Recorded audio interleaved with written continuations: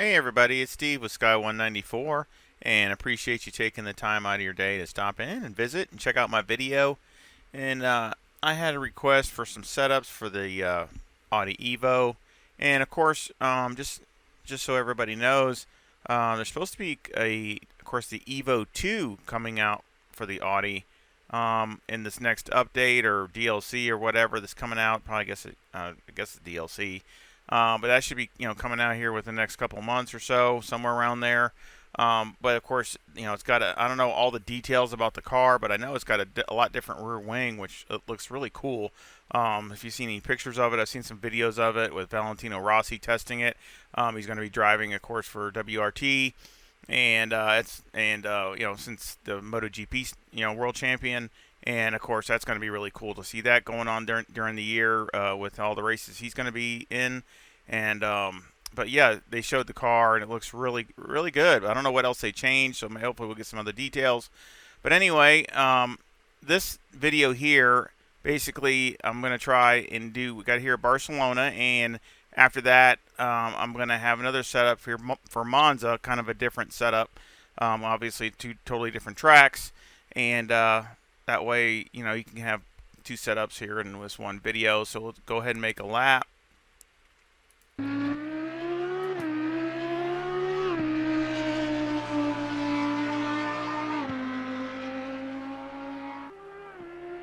It's got great speed down the straightaway. Really right there to the top as far as me driving, because 165 is really good.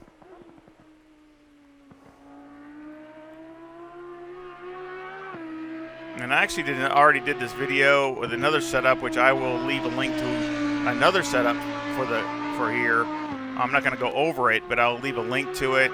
And it's mainly for a softer setup. Probably would be good for like a green track or something, or a little slicker track. But I will put that also link to that in the description also. This one is this is a stiffer setup by far, but man, it feels a lot better. The car feels freer, and it also, I think, is more consistent also. So once you get used to how it drives and how it goes, it feels more consistent. I actually did the exact same lap time, not two straight laps, but actually 2 laps. This is like the 7th, yeah, it looks like the 7th lap or something, but so I'm really happy that it did, one of the fastest laps later in the stint. And I've been really fighting with tire wear and extreme tire wear and things like that, so I've been really worked a lot on this setup, trying to find some kind of balance and still have performance. And here you can get so much understeer going around these long turns. That's a 1:45.07. Of course, I started with like 82 liters, I think it is. And of course, I did that lap twice actually. So really happy. Now, I'm one little bit disappointed as far as I was running some high 44s in practice. So again, it's probably just me, but yeah, I was running like 44 8s and 9s, so it's all there. Trust me. It's just putting it all together.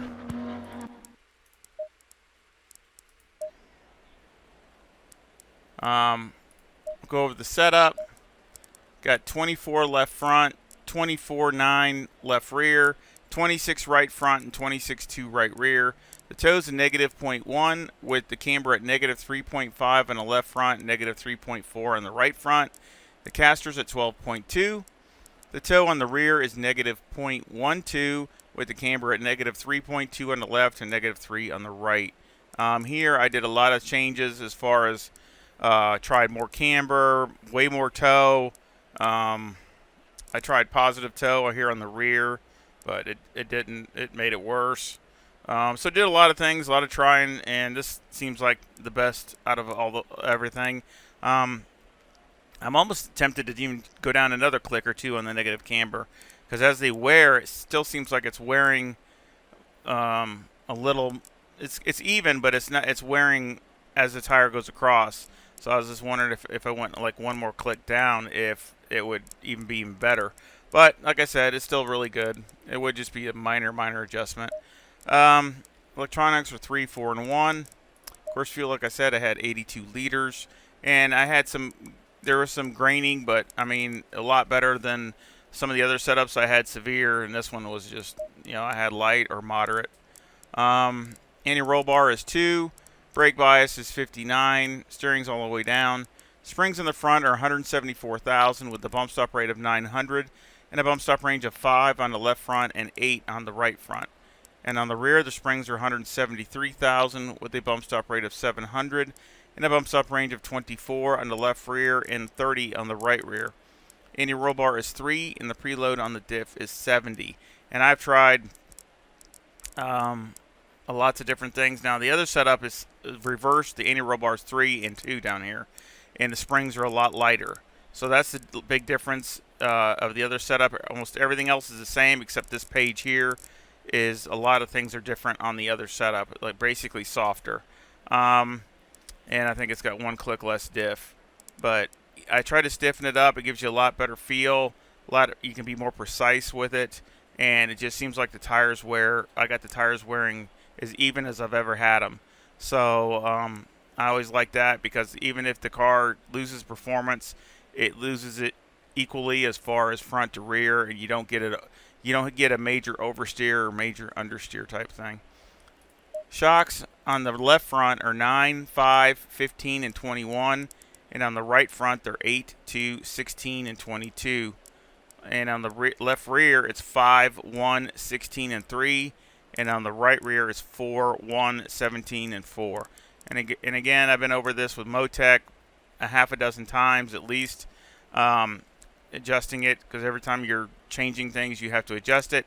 So I've gone through and kind of went over it every time I was adjusting it, just to try to keep up with it so it wasn't majorly out. So trying to keep it consistent and see what, make sure the shocks were still tuned into the suspension. Aero got 55 in the front, 64 in the rear with a 3 rear wing, and a 4 and a 3 in the brake ducts, and the front aero variation is a negative 0.7. Here, I tried more wing. I've tried lots of different things. I had the ride height all the way down, which I really like better, but the problem is you do hit a few things, and it's just not worth it. So I just 1 click. It's just 1 click up, and other than that, everything seems really good. Again, it's got really great speed down the straightaway. Nobody's going to pass you down the straightaway. I can guarantee that. If you go through there like you should, going through the last corner on the front straightaway, ain't nobody's going to pass you. It should be right there, because I mean it's 165 solid. So it's good, as free as I've ever had a car going through these fast right-hand turns. And it feels really good. Even at the last lap, it was still feeling, really good. So again, with the Audi, it's not the performance; it's managing the performance without destroying your tires. That's the real kicker. So again, try to be a little easier on the front tires and just let the car work and do its thing, and not, overdrive it and drive it into the corners and those kinds of things. And try to let the tires work and not overdo it, and that way you don't burn them up, and you can stay more consistent that way. But hopefully it'll work good for you, and I sure hope you give me a like and subscribe, and those really help support the channel. And thank you for everybody that has. It really helps, and I do appreciate it so very much. And all feedback and comments are great. I love talking to everybody, all my sim racing friends, and I sure hope you come back and visit again really soon. Y'all take care. See ya. Alrighty, well, I think I got a really good setup here for Monza. It's really, really balanced well. I'm really happy with it, especially for the Audi. It's really, got great speed, it's really consistent. It's just got everything. The only thing it doesn't have is fuel mileage, but that's just the Audi. You can't have power and mileage. So here we go. We'll make a lap. It's good to drive. I mean, it really checks all the boxes. So I'm happy with it.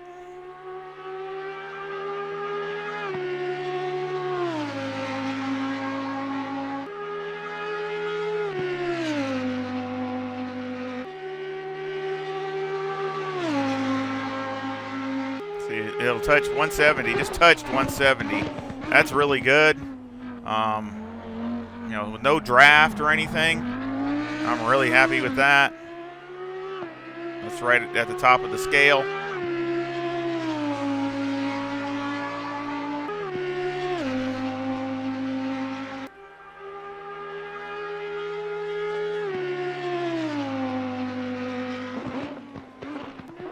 One of my favorite sounding cars, the Audi.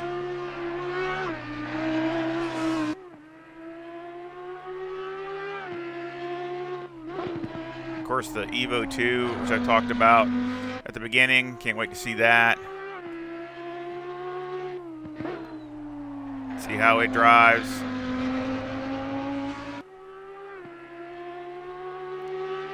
Starting to be more and more of a fan of the Audi, getting more and more accustomed to it and what it likes and doesn't like.